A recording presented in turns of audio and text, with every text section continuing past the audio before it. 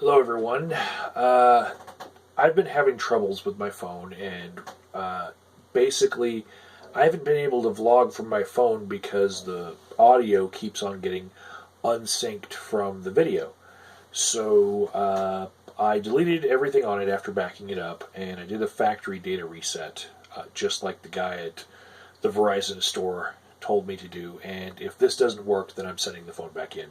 This is like the fourth phone I've had on the same uh, warranty. So if this is bad, then I'll get a fifth. Anyways, so I have to make a long video. So I'm going to answer some more questions before I go to Grand Junction today in order to watch the murder trial for the skeptic feminist, aka Russian Deadpool, aka Alexander Kolpakov. You guys know what I'm talking about. I'll be there at the preliminary hearing. So, let's see. This is just a test to see if I can vlog for things on the way there, because of course you can't have cameras or whip out your phone in the fucking courtroom. So there are things that I want to vlog on the way. Like there's a coal seam fire that it's been burning from a coal mine for like 50 years, and it's like one mountain peak that is in a range that won't have any snow on it, while all the mountains around it that are the same height have snow on it because it's warmer than the others, and I just wanted to film that. So, anyways, we'll see if I can vlog with this. If by the end of this video the audio has cut out, or it has become unsynced, then we'll know that it's the camera in the phone and not like software or whatnot. Okay, so some questions from you guys. After writing me a novel-length comment, Bruce Shepard, in the middle of it, he asked, have you considered all possibilities to believe or not believe? And I'm going to say, no, obviously not, especially from your perspective, if you think that there absolutely is a God and I'm still not believing. Of course I haven't considered all possibilities. But I will say that rather than give you hope that I would be converted, I'm going to let you know that I have exhausted my own patience looking for the existence of your God. And also, I've kind of categorized a lot of different possibilities, like if your God requires that I believe in him first before proof would materialize, then I believe that to be not a possibility for me. And there are a lot of other things that I've categorized that, if you can simplify it down to, you need faith, then it's probably not going to work for me. Proctor Hawk wants to know if I'm going to start an artist tag. He thinks that's a good idea. And I have tried to start some tags recently, and because of the way I've been treated by the algorithm, I'm not getting near as much response. Also, I feel like I might have burned some bridges here in the community to where people don't want to touch a tag created by me because I might be some sort of pariah because I've been involved in drama in the past. Maybe I talked about their favorite YouTuber. I don't know.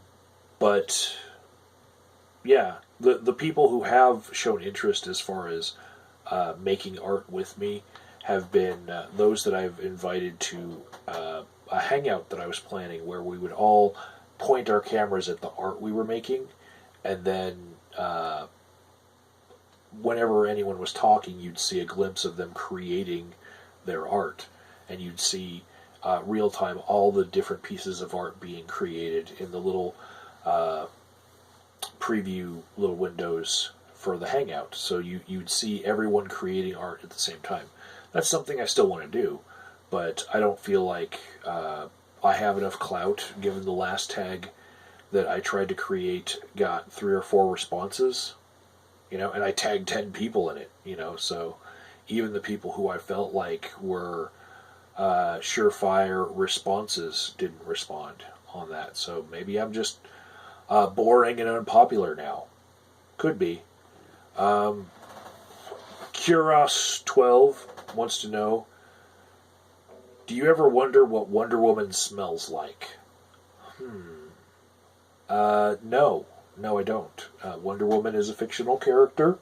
We'll start off with that. But also I associate the smell of Wonder Woman to be the smell of very old pulp from comic books, which has a distinctive smell to it, but it isn't something that I'm attracted to. So, yeah, whatever. Next question.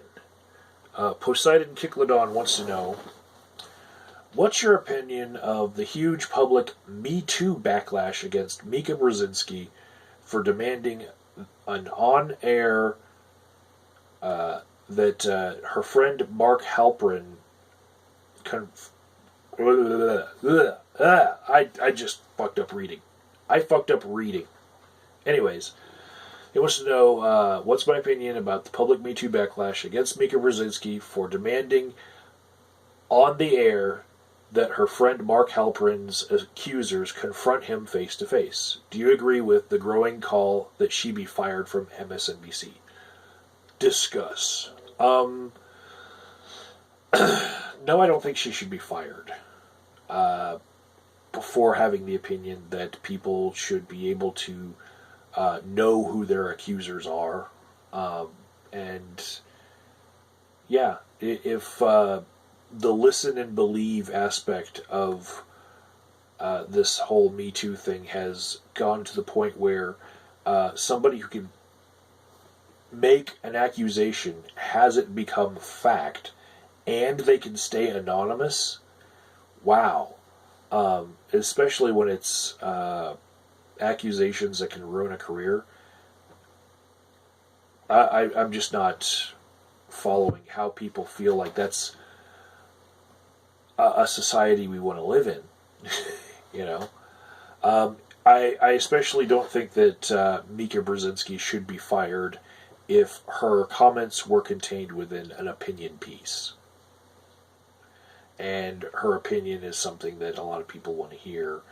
That's what I feel about a lot of news channels where it's actually news commentary 23 hours of the day and then just 1 hour of real news. I don't think any of them should be fired for stating their opinions if their opinions are unpopular with a certain amount of people, because obviously people are watching, so they are popular with another set of people. And those opinions should be discussed. Igbon5 says, are you serious? You're an alleged addiction counselor. Why would you be frustrated by someone demonstrating just what addiction is? Just because I understand that addiction takes a predictable course, and I have learned about the different symptoms that it can have, both physically and with your relationships with other people and psychologically, it doesn't mean that I'm okay with seeing it.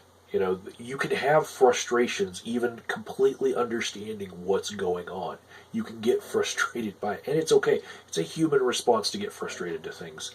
And I will admit that there are some counselors who don't get frustrated by the same aspects of what they're trying to counsel people through.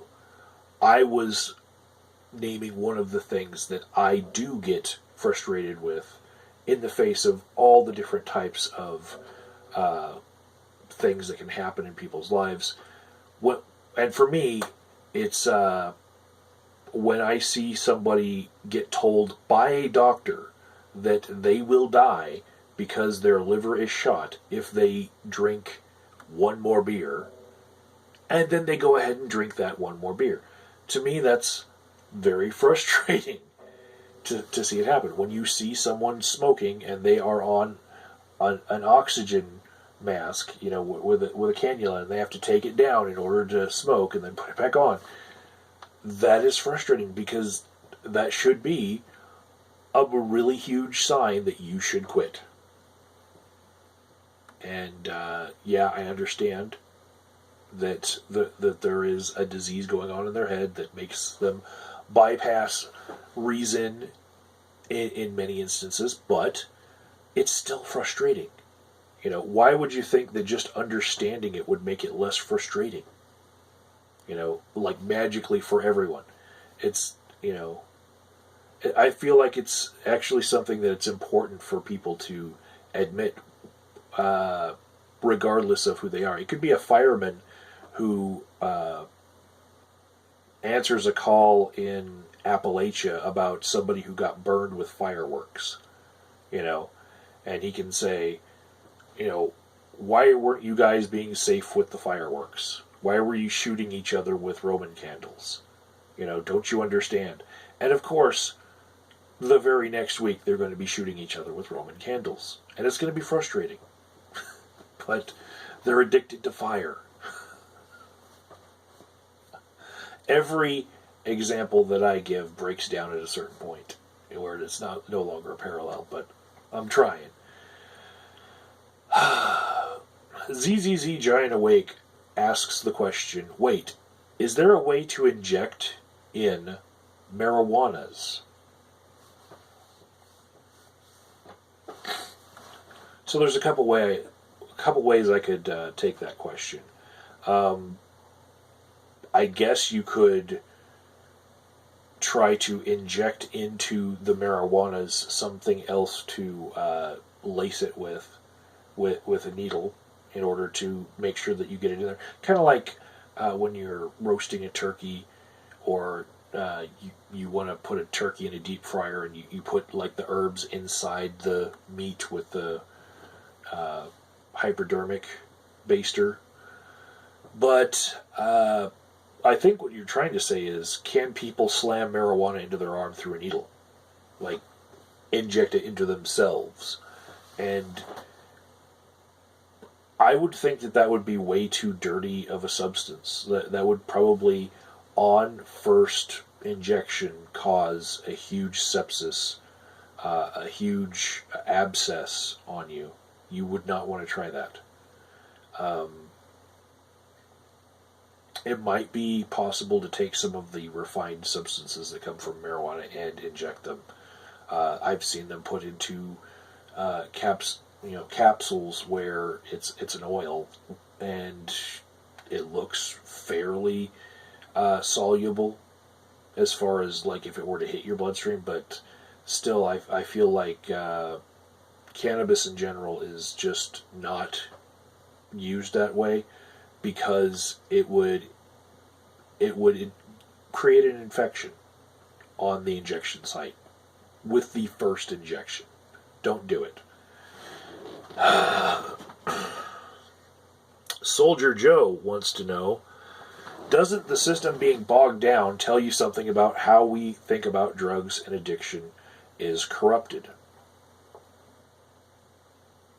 And I think, for me, the system being bogged down, especially in my state, I know, but I don't know if this is happening in other states. We have felons who regularly get urinalysis who fail them, right? And then nothing happens to them as far as remanding them back to prison, as far as longer sentences on probation or parole. We have people basically getting away with breaking the terms of their parole. And it's not just with the softer drugs, it's with hard drugs too. They will be shooting up meth and fail their piss tests time and again, and still, when it comes time to let them off of probation or parole, they'll still get let off. And the system just can't handle remanding all of these people for using drugs, because the prisons are crowded as it is. There's just not enough room for all of them. And when I see that system being bogged down like that, I feel like part of the problem is that most of the liberal side of politics sees addiction as a treatable disease. And the conservative side of politics sees addiction as a problem of morality and wants to punish. And every time they try to create a system where it runs smoothly, where somebody who gets in trouble with the law, has a substance use problem, they get treatment, and then they get a positive outcome. Whenever one of these sides creates a system where what they want is going to happen, the other side comes into power for a legislative term and shoots holes in the process of how that works. So we have an incomplete system. We have too many chiefs at the helm of this system. And whenever we say, find the money to treat people through Medicaid and have people going to treatment programs through Medicaid, we have the other side finding ways to strip Medicaid of funds in order to stop that sort of thing from happening. And then they want to give more funds to private prisons, you know. And then when the other side comes into power, they want to take the money from the prisons and they want to give it to treatment. And then they find that, oh, while the other people were in power, they made so many laws making it mandatory that this much of this kind of drug makes you go to this much prison sentence and saddles you with this much of a felony and gives you this much time afterwards where you're still in the system, going to halfway houses and trying to get treatment there. We just have this system that has too many visions competing for how we should treat. And I actually feel like if we had one or the other vision take over completely, we'd have a lot better system than what we have right now. You know, I would prefer if we treated it more like a disease in the liberal sense of things. But even if the morality concept were taken to its extreme from the conservatives, we still would have a better system in place than what is going on right now. We just have systems falling apart because I think either side just doesn't want the other side to win. They're treating people's lives as if it's a sport or a high school debate on the debate team. You know, when people are dying. Durakin asked me the question, why do you say masking instead of self-treating? If something alleviates the symptoms enough to mask them, then that sounds to me like an effective treatment on par with a lot of other treatments out there. I would say, I see your point in that the word masking has a pejorative connotation to it, where I'm saying that way of treating yourself, say if you're treating your own PTSD with cannabis, right?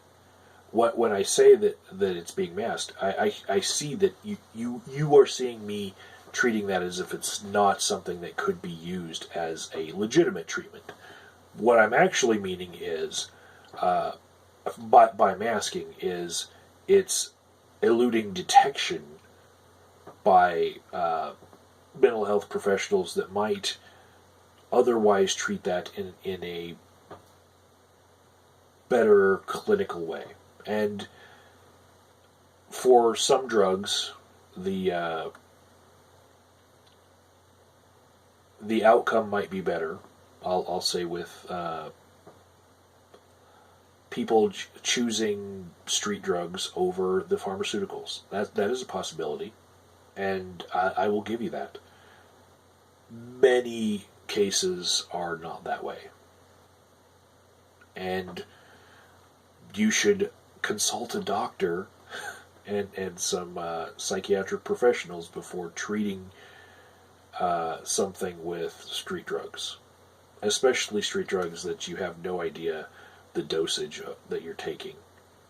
Really, it's hard to say how much you're getting with a joint. How much cannabis is in a joint? It depends on how much you roll into it, I guess.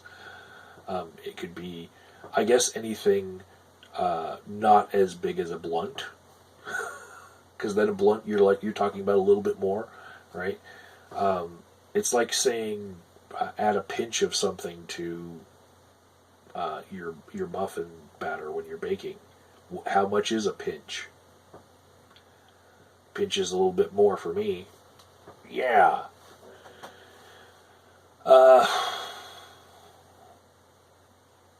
Yeah, I think there are a lot of ways that people could be treated for things that could actually result in not needing the treatment anymore. And when I say masking, I mean a method of treatment that keeps us from being able to see the symptoms underlying, that is not ever going to result in permanent solution for what's going on. Whereas there are other treatments that maybe could lead towards a more permanent solution, especially when we're talking about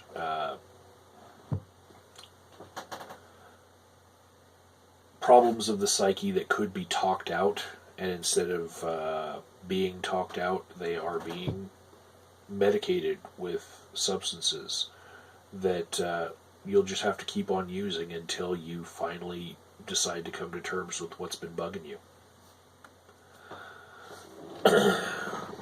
Umbert Lapagos says, I have a question. Maybe it's not a valid one, but anyway, from your experience, if a person with addiction or another problem legitimately realizes that they have a problem and has counseling help, is it possible that they still don't recover? I realize you can't talk about specific cases, but maybe you could generalize? Also, thank you for this question series. I find it insightful and entertaining. You're welcome. And absolutely, yes. Relapse is actually worked into the model of addiction counseling as far as the stages of change, Prochaska and DiClementi. Anyways, Google it. We have the pre-contemplative, the contemplative, the preparation, the action stage, the maintenance stage, and then we got relapse is actually listed in the stages of change, right? Why?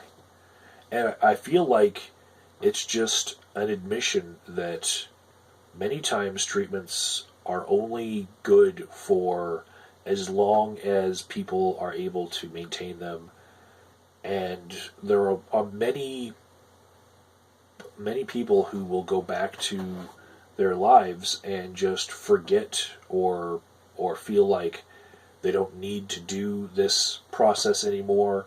They will decide, oh, well, I've been good for 6 months, so I don't need this medication anymore. I'll try to go off of it. And then they end up relapsing. Or I would say, if you look at the numbers of success rates, 1 year after treatment, then 5 years after treatment, then 10 years after treatment, there are a lot of treatments that aren't even as successful as they're not. And I feel like if you look at the numbers for AA meetings, for example, look at the number of 1 day chips and 1 month chips that a particular organization orders, because they give out these chips for the 12-step groups for how long you've been sober. Look at how many 1 day and 1 month chips they give out versus 1 year and 10 years. Right? And I've seen chips for the longer lengths of time that have been gold-plated, had, jewels in them because they meant a lot. They used to be like huge occasions, and like friends will give friends some jewel-encrusted fucking Super Bowl ring style chips for 5 years, for 10 years. I mean, they go all out with that shit. And they don't order them lightly. These are huge deals. Well, they are giving out 1-day chips and 1-month chips and 1-week chips at a far faster rate. Why are the people not staying in the program? Are they relapsing? Or are they figuring that they don't need that style of treatment anymore? I don't know. But I feel like when you have a program that says if you're an addict, you're always going to be an addict, and you need to come to meetings, and if you think you don't need meetings, you're stinking thinking, If you have a program that works based on you have to keep going to it for the rest of your life, and people stop going to it, then to me that looks like a failure, And as far as the numbers go, for what we have seen in certain studies, 12-step groups have around a 5% success rate. And that has a margin of error of like plus or minus 1 or 2%, depending on which study you look at. Just spontaneously stopping your addiction, just cold turkey, on your own, has about a 5% success rate as well. And when we look at the margin of error, it could be that somebody is being hurt by going to a 12-step group if the margin of success is, if we take that margin of error, we say that the chance of success is maybe possibly 3% when they would have had, a 5% chance going it on their own. A lot of other methods still aren't even reaching 50% success rate. CBT-based therapy can sometimes be measured at 30% success rate over a certain length of time. When you throw motivational interviewing into the mix, you get a little bit better results. There are so many different types of therapy that people will be tossed into, and I guess a lot of it is just throwing spaghetti against the wall and seeing what sticks,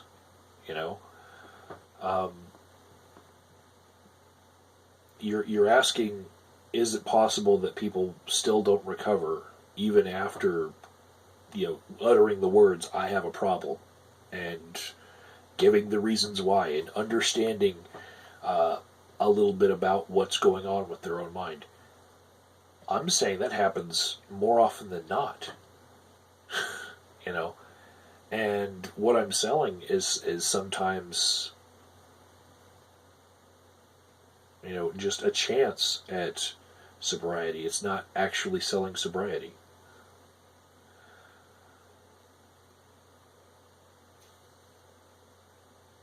Yeah, I'm going to be done for now on that, but I might revisit that question.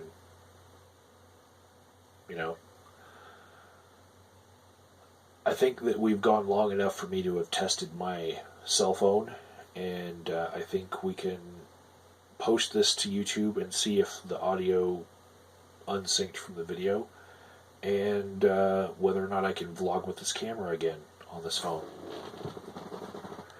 Here's hoping.